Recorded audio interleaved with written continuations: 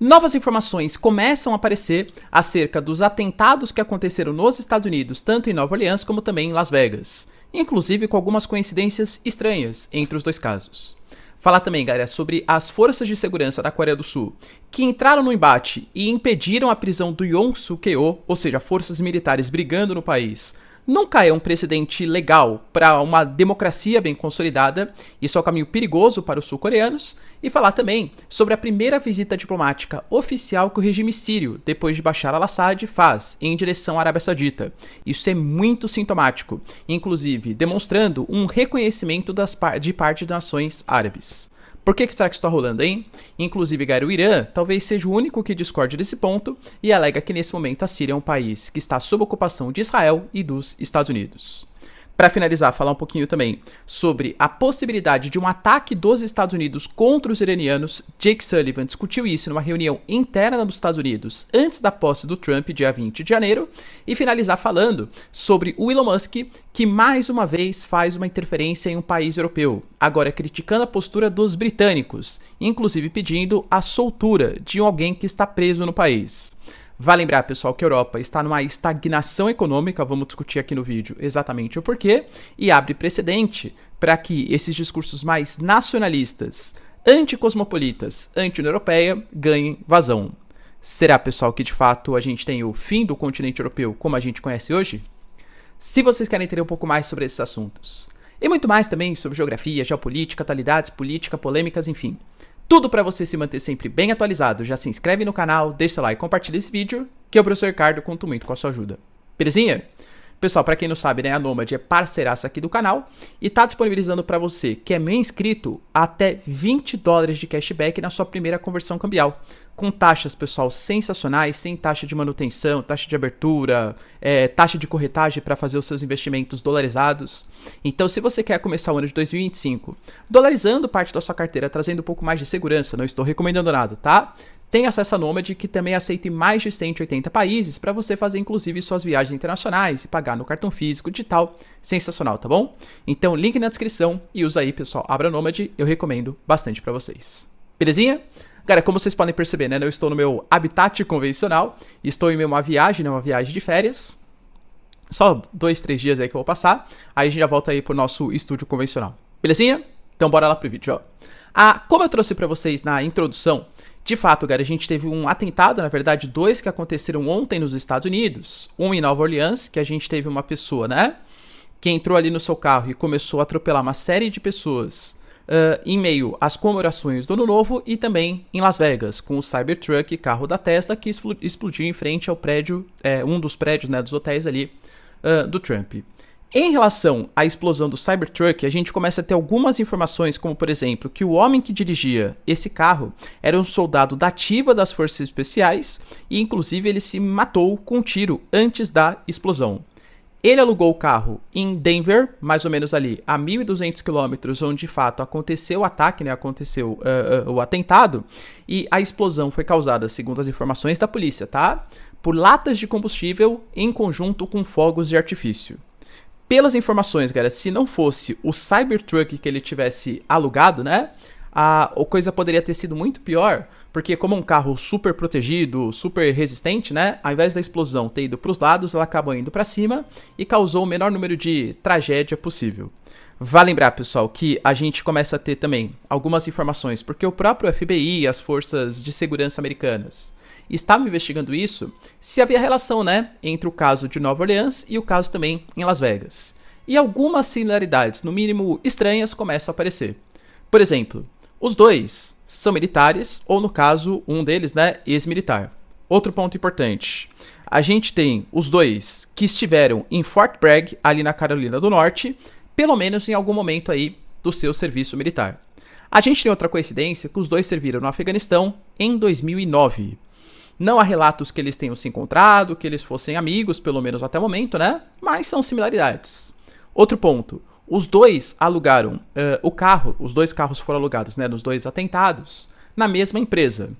Pode ser tudo uma baita coincidência? Claro que pode. Mas as investigações continuam. A narrativa que o FBI passa pra gente, pelo menos por enquanto, é que no caso de New Orleans, aquele cara, né, que tava com a bandeira do ISIS, aparentemente se inspirava, né, nesse tipo de pensamento, agiu sozinho. O que eu falei pra vocês, inclusive, ontem, que infelizmente é o modus operandi que ataques acontecem também. São chamados lobos solitários. Então o cara vai lá, ele se identifica, por exemplo, com o pensamento do ISIS, mas não tem nenhuma ligação com a organização. Ele vai lá, age de acordo com modus operandi que geralmente a organização faz, mas sem necessariamente ter uma ligação com as lideranças locais. São os Lone Wolves, né? Ou seja, os chamados lobos solitários. Foi isso que aconteceu? De novo, algumas coincidências estranhas. Mas, por enquanto, é o que as forças de segurança dos Estados Unidos colocam aí pra gente. Outra notícia, galera, bem relevante, está acerca de um tema bem perigoso para os sul-coreanos, hein?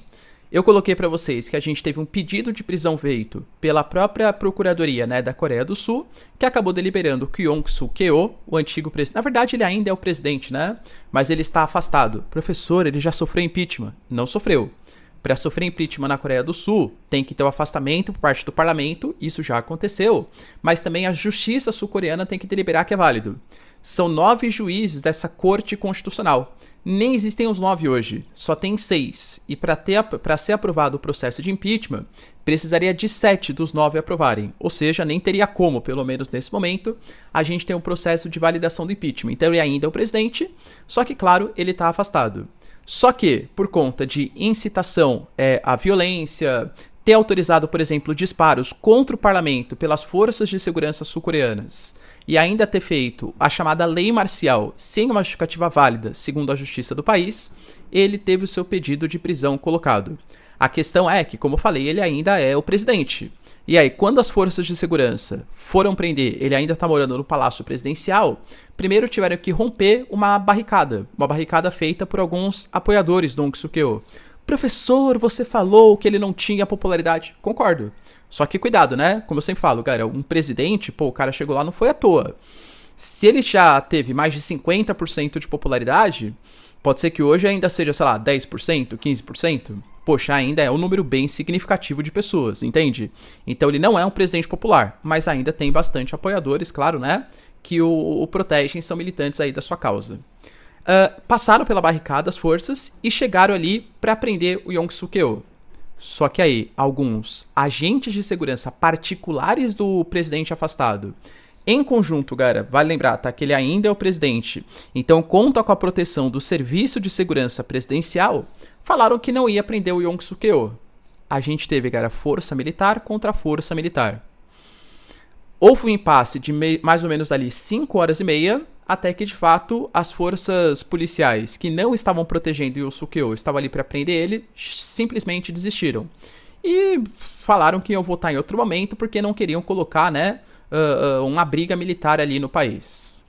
As investigações estão ocorrendo agora contra o chefe e o vice-chefe do Serviço de Segurança da Coreia do Sul por obstrução de justiça. Mas fato é, galera, que a gente tinha, né, cerca de 200 agentes privados, mais inúmeros militares que estavam protegendo Yoon Suk-yeol. Olha o perigo disso, hein, galera. A gente pode começar a ter uma guerra entre militares, alguns que querem proteger, outros que querem prender, na Coreia do Sul. Olha, a democracia tá complicada ali, no mínimo, no país. Outra notícia, cara, bem significativa, está ligado à delegação da Síria, que vai contar ali com o ministro das Relações Exteriores, né, tudo tal. Lembrando que tudo isso não foi por vias muito democráticas, não que o Bashar al-Assad fosse também, claro que não, né? Mas não tivemos ainda um processo eleitoral, não tivemos ainda uma nova constituição feita na Síria. Inclusive, os líderes do HTS, principalmente o Al-Jolani, que é quem vai comandar essa transição, garantem que para tudo isso acontecer vai demorar pelo menos aí uns 4 anos, mais ou menos 4 anos, tá? Até um governo provisório, vamos ter um governo provisório aí, até a consolidação de uma democracia no país. Só que a Síria, vai lembrar, era uma grande aliada, o Bashar al-Assad, né, do Irã e principalmente também dos russos. Com a queda e a ascensão do HTS, que é a antiga frente al-Nusra, é óbvio, galera, que houve um rompimento com os iranianos, tanto que eles colocam hoje, né, a nova liderança da Síria, que eles querem ter relações com todos os países do mundo, excetuando o Hezbollah e Irã, que são grandes inimigos, porque, claro, apoiavam o regime do Bashar al-Assad, mas, assim, é óbvio que está tendo uma ocidentalização muito mais forte do que era no governo Bashar al-Assad. O próprio Irã falou sobre isso, né, o Ali Khamenei, por exemplo, que é hoje o supremo líder ali, né, o Ayatollah, do Irã, ele colocou que nesse momento a Síria é um país sob ocupação de Israel e dos Estados Unidos. Eu diria que ele até cometeu uma certa... Não quis falar toda a verdade, porque tem mais um paizinho ali, ó, na verdade um paizão que também interfere bastante ali, que é principalmente os turcos, que ajudaram, colaboraram bastante com essa deposição, com essa queda do regime Bashar al-Assad. Só que o Irã também tem algumas relações com o Irã, e talvez, aliás, com a Turquia, né? E talvez não quisesse criticar muito o regime do Erdogan, tá? Falou então só do Irã, aliás, só de Israel e dos Estados Unidos. Mas o regime sírio agora vai fazer uma visita diplomática à Arábia Saudita. E olha que interessante, pessoal, a Arábia Saudita, que como eu trago para vocês, está querendo mudar sua imagem frente ao mundo, está querendo se consolidar como uma nação para atrair investimentos estrangeiros. Pô, o sport washing que eles fazem, né? Trazendo aí grandes craques para disputar o campeonato saudita, fazendo projetos gigantescos como a cidade de Line, inclusive até um ponto fraco meu, né, confesso, eles estão criando, cara, um parque temático do Dragon Ball gigantesco ali na região também, tá? Pois é, tá? Então, pra quê? Pra se consolidar com uma grande potência também geopolítica, trazendo investimentos. É um pouco limpar a imagem, porque a Arábia Saudita ainda é um país muito complicado para direito de minorias, direito das mulheres, né, e por aí vai. E começou a ter relação, inclusive, com a Síria de Bashar al-Assad, que era uma relação que estava desmantelada desde 2011, Guerra Civil da Síria. Porque hoje, no Oriente Médio, o Irã é a principal liderança xiita regional e tinha uma ligação muito forte com Bashar al-Assad, e claro, pessoal, uma ligação menos próxima com a Arábia Saudita. E a Arábia Saudita, percebendo a troca de regime, falou, meu, é agora, né? Vamos tentar se aproximar do regime da Síria. E por isso essa delegação oficial vai fazer a primeira visita à Arábia Saudita, consolidando como um governo legítimo. Vai lembrar, pessoal, que a Arábia Saudita tem muito medo que uma instabilidade da Síria possa colocar todo o Oriente Médio numa convulsão social novamente, o que seria péssimo para os sauditas, até pela possibilidade de intervenção estrangeira, e a Síria ainda é responsável pelo contrabando de Captagon, né? Que é um tipo de opioide produzido ali pelos sírios, que vem causando bastante mazelas ali para os países árabes. Então é a chance da Arábia Saudita se aproximar de um país super relevante para o Oriente Médio, que é a Síria.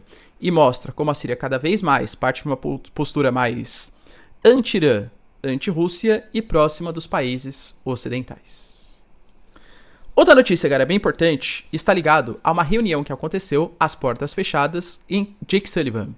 A agência Axios, né, que compartilhou essa notícia, colocou que o Biden, nos seus últimos dias ali de período presidencial, está cogitando fazer um ataque contra os iranianos.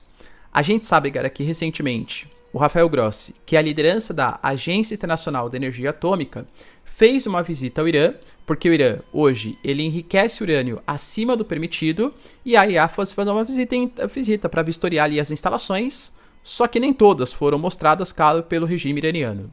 Palavras do Pezeshkian, novo presidente do país. Nós nos comprometemos a não produzir não produzir armamentos nucleares. Não acho que o Ocidente, Estados Unidos, Israel, né, não que Israel seja ocidental, mas geopoliticamente falando, claro, tá? Acreditem muito nessa narrativa iraniana. Então, o medo é que o Irã possa consolidar e possa produzir as suas próprias armas nucleares. Segundo a agência Axios, o Jake Sullivan, ele propôs planos para caso o Irã avance seu programa nuclear, com um planejamento de vários cenários prudentes para uma resposta dos Estados Unidos. E uma dessas respostas seria atacar todas as defesas antiaéreas do Irã e atacar também o regime nuclear. Vale lembrar que Israel, no último ataque que fez contra o Irã, atacou sim parte dos sistemas de defesa dos iranianos e também não é comprovado, tá? Mas a mídia ocidental coloca que Israel teria atacado um dos programas nucleares dos iranianos. Ou seja, o Biden pode, até o dia 20, hein? Posse do Trump, pode fazer uma resposta contra os iranianos. Aliás, o Biden, né? Tá deixando o mundo mais final do governo, hein? Prometeu, galera, que vai ceder os mísseis de longo alcance para o Putin, aliás, para o Zelensky, e ele disparou os mísseis ataque MS contra a Rússia, agravando a tensão entre Rússia e Ucrânia. Agora pode fazer, num dos seus últimos dias de governo, um ataque contra os iranianos. Para deixar o Trump, né, bem tranquilinho aí quando assumir a cadeira presidencial. Será, galera, que vai acontecer? E para finalizar, o Elon Musk, que, de novo, né, todo dia eu falo para vocês, como mega bilionário e dono de uma rede social, a fala dele já não é uma fala qualquer, né? Diferente da minha fala, por exemplo. Agora eu sou, né? Vocês são super importantes pra mim, claro, dou toda a importância pra vocês, mas eu não tenho a capacidade, claro, de interferir, sei lá, na geopolítica, na diplomacia de um país. O Elon Musk é dono de uma rede social, POX, uma das mais utilizadas do planeta, e futuramente, dia 20, ainda vai ser secretário do governo americano. Então não é qualquer pessoa, o cara é o cara mais rico do planeta, né? Tem uma capacidade de influência, inclusive política, de financiamento de partidos políticos pelo mundo gigantescas, claro. E ele começou a criticar, falei pra vocês, né, da Alemanha, fazendo uma ligação muito forte com a alternativa para a Alemanha, com a Alice Weidel, e agora também começa a criticar o Reino Unido, principalmente o Keir Starmer, que é o atual primeiro-ministro, lembrando que ele é de um partido mais de esquerda, né, o Partido Trabalhista, que substituiu ano passado, há poucos dias, né, o Partido Conservador, um partido mais de direita ali do Reino Unido. Só que a gente tem, no Reino Unido, o crescimento também dessa direita mais ultranacionalista, talvez representada pelo Nigel Farage, que inclusive foi um dos principais líderes do chamado Brexit, a saída do Reino Unido da União Europeia. A gente sabe que o Reino Unido está lidando com um problema bem grave, que é o problema da imigração, e o Elon Musk, que defende esses governos mais ultranacionalistas, mais de uma direita nacionalista, vem apoiando pensamentos desse tipo. E, recentemente, a gente teve a prisão do Tommy Robinson, que, para quem não sabe, é o fundador da Liga de Defesa Inglesa, que basicamente organiza, faz protestos contra a imigração para o Reino Unido. Ele, esse Tommy Robinson, né? Ele, em uma das suas publicações, ele fez uma falsa alegação a respeito de um sírio que vivia no Reino Unido. A gente teve a justiça emitindo ali um pedido, né, de justiça para ele, de retaliações acerca das suas falsas alegações, e ele não cumpriu, e por conta disso ele está preso. O Elon Musk considera que isso é uma perseguição política, e começou a pedir para soltarem o Tommy Robinson, demonstrando apoio para essa direita anti-imigração do Reino Unido, falando que hoje o Reino Unido, na mão do Keir Starmer, um partido mais de esquerda, está fadado ao fracasso. A gente tem hoje o Nigel Farage participando, inclusive, tá, da festinha que ele deu junto com o Elon Musk, junto com o Trump, junto com o Justin Trudeau, na mansão do Trump ali na Flórida, e a própria Liz Truss, aquela mesa do Partido Conservador, que durou pouco mais de 45 dias, né, com a primeira-ministra, também falando que apoia as medidas do Elon Musk, inclusive colocando que o Reino Unido precisava de um Elon Musk, porque ele vai ser um secretário de redução dos gastos públicos, e o Reino Unido precisava disso.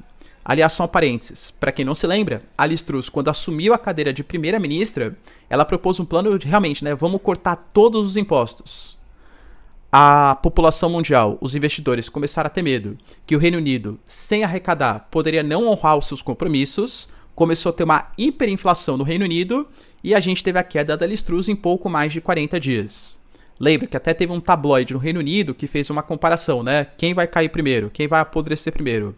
O alface, né, o lettuce ali que eles colocaram, ou o Liz Truss. O pior é que a Liz Truss perdeu, tá? Ela apodreceu, né, entre aspas, caiu primeiro do que o alface. Mas é fato, cara, que agora ele vem produzindo, ele vem interferindo também nas eleições do Reino Unido. Inclusive colocando que o Keir Starmer deveria renunciar ao poder no Reino Unido. Pô, cara, recentemente ele foi empossado, né? Bom, enfim, difícil saber da política, principalmente parlamentarista, mas duvido que ele vai ser tirado do poder, pelo menos no futuro próximo.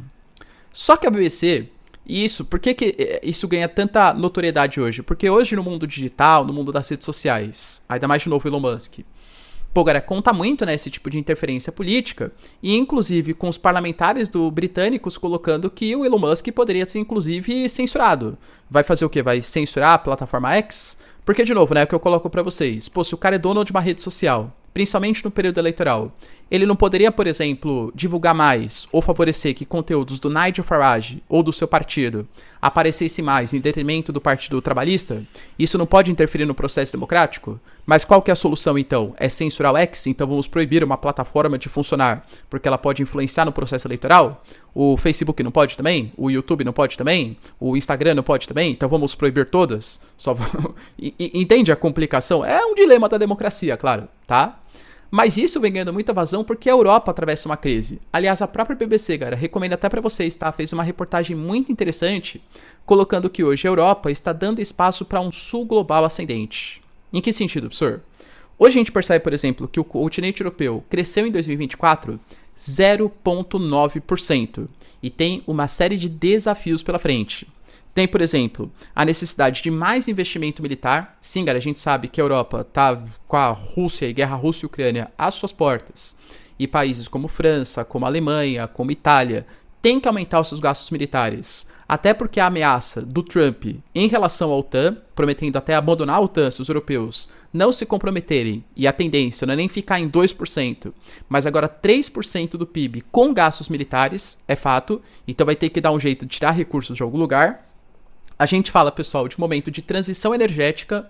A Rússia acabou de cortar o gás, na verdade a Ucrânia, né? O gás russo que abastecia. E a Europa teve que lidar com uma mudança ali em relação à importação energética de uma hora para outra. Isso demanda dinheiro, demanda tempo também, claro.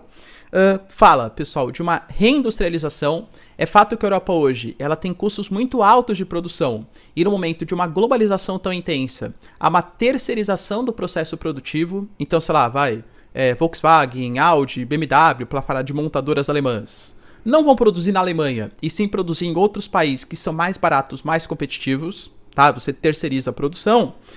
E a questão, por exemplo, de mudança de uma possível postura com China e Rússia. Cara, querendo ou não, o Trump, por exemplo, principalmente, promete sobretaxar produtos europeus. Poxa, vai continuar tão alinhado com eles? Tem uma frase que mais ou menos sintetiza o que foi a Europa, principalmente pós-Guerra Fria, né? A Europa se colocou na mão de 3 países. Do ponto de vista militar, depende dos americanos. Do ponto de vista energético, depende dos russos. E do ponto de vista econômico e comercial, depende dos chineses. Então a Europa hoje está de mãos atadas. Lembrando que é um continente que atravessa um envelhecimento populacional, que é mais um ônus para eles. E hoje não guarda mais todos aqueles resquícios dourados do passado. Hoje, para vocês terem uma noção, a gente tem o continente asiático representando 62% do PIB e 65% da população mundial, enquanto a Europa representa só 6% da população mundial e uma população envelhecida. Ainda representa mais ou menos ali cerca de 17% do PIB. Só que, pasmem, galera, gasta hoje, tá? O continente europeu representa hoje mais de 50% de todo o gasto do welfare state, do estado de bem-estar social que acontece no planeta. Ou seja, é um continente com um PIB proporcional, claro, cada vez menor, que ainda gasta muito com bem-estar social e com uma população envelhecida. Um estado grande, com altos gastos públicos, com uma dinâmica populacional cada vez pior e com um dinamismo econômico menor, vendo o continente asiático crescer. Entende a crise que se estabelece? E é por isso que esses governos mais nacionalistas ou mais populistas, apoiados pelo Elon Musk, ganham tanta vazão. E aí, pessoal, será que é uma crise do continente europeu? Teremos uma nova Europa aí nos próximos anos? Inclusive, uma crise da União Europeia? Deixa aí nos comentários, quero saber sua opinião. No mais, se vocês curtiram o vídeo, tamo junto, beijos, abraços e tchau, tchau.